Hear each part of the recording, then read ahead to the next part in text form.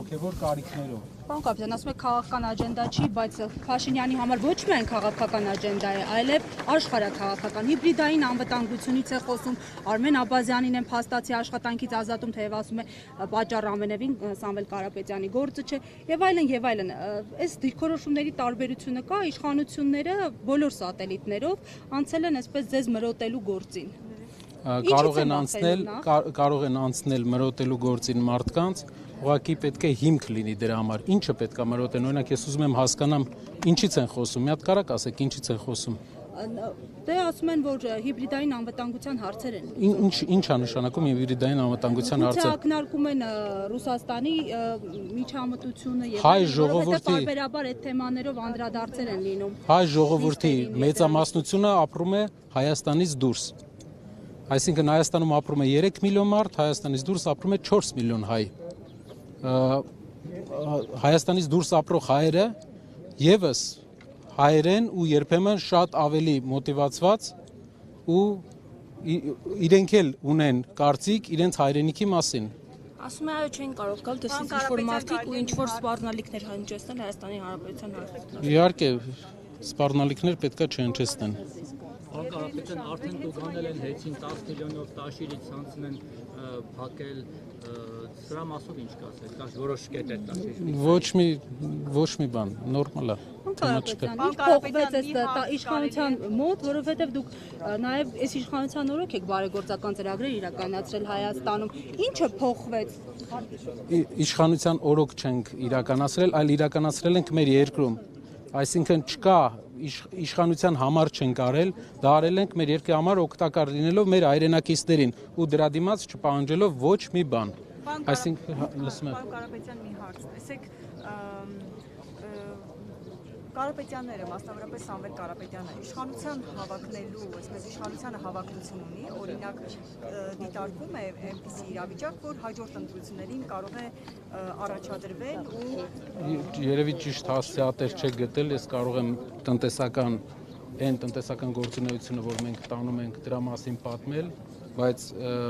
ճիշտ հասցեատեր չեք գտել այդ հարցը տալու։ Չէ, օրինակ դուք մեկնաբանում եք, որ Նիկոլ Փաշինյանը վախեր ունի դրա հետ կապված եւ փորձում է օրինակ չեզոքացնել այդ ուժերին։ Դուք այդպիսի մտավախություն օրինակ կամ այդպիսի ազդակ ստանում եք, որ Նիկոլ Փաշինյանը օրինակ հնարավոր է այդպիսի մտավախություն ունի եւ ըստ ամերիկյան վերջի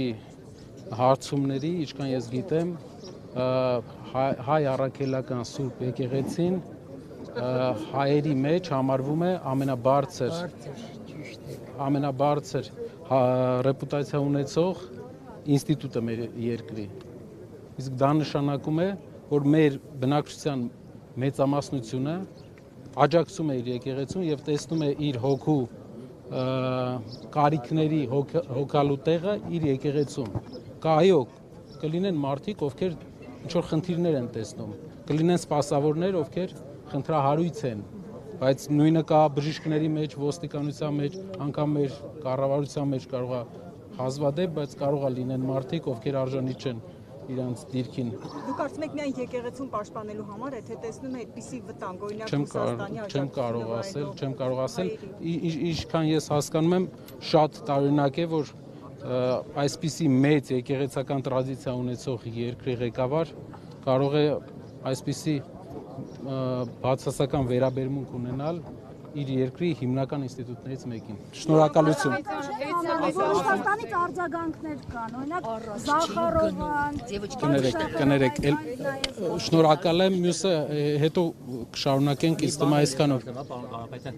ձեր կարծիքով միայն վերջին հայտարարությունը չէ ձեր հորեղբոր պատճառը, որ այսպես արշավ սկսեց ձեր դեմ, թե նախապատմություն այլ հիմքեր ունեն, որովհետև մենք հիշում ենք, որ բաց չեն ձեր հարաբերությունները, Նիկոլ Փաշինյանի հետ։ Նա ձեր գովում, այսինքն բարերար գործարարներին Սամվել Կարապետյանի ու Ռուբեն Վարդանյանին Արցախում դեռևս չհանձնված կողմից։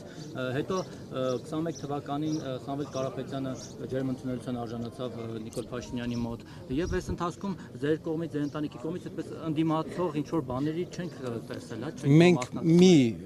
մի տեսլական ունենք, մեր տեսլականը կայանում է սրանում։ Եթե մեր ժողովուրդը ընտրում է ղեկավար, մենք կաշխատենք այդ ղեկավարի հետ եւ կփորձենք մեր երկրին ինչ որ դրական էֆեկտ տալ։ Միշտ աշխատել ենք այդպես ու երբեք խնդիր չի եղել։ Բայց դուք տեսնում եք, չէ՞, ղեկավարը ինչ քայլեր էր անում, օրինակ հանձնեց Արցախը, չգիտեմ, բազմաթիվ այլ հայտարարություններ արեց, Հայաստանի սուվերեն տարածքից որոշ տարածքների նրա օրոք զիջվեցին թշնամուն ու այսպես շարունակ։ Ինձ թվում է բոլորն են տեսնում ու դրա հայելին պետք է լինի ժողովրդի կարծիքը, մարդկանց կարծիքը, եթե մեր հայրենակիցները կողմ են, եթե կողմ չեն, ուրեմն կողմ չեն։ Մենք եք այդ ժամանակ, օրինակ 21 թվականին, ոչ, 20 թվականին։ ոչ։ Բայց չեք արտահայտել ձեր դեմ։ Արտահայտել ենք։ Դուք երևի չեք հիշում, Սամվել Կարապետյանն էլ, իմ հայրն էլ, Կարեն Կարապետյանն էլ կոչ են արել վարչապետին հրաժարական տալ։ Շնորհակալություն։ Կարապետյան հեծը պետականացնելու հետ կապված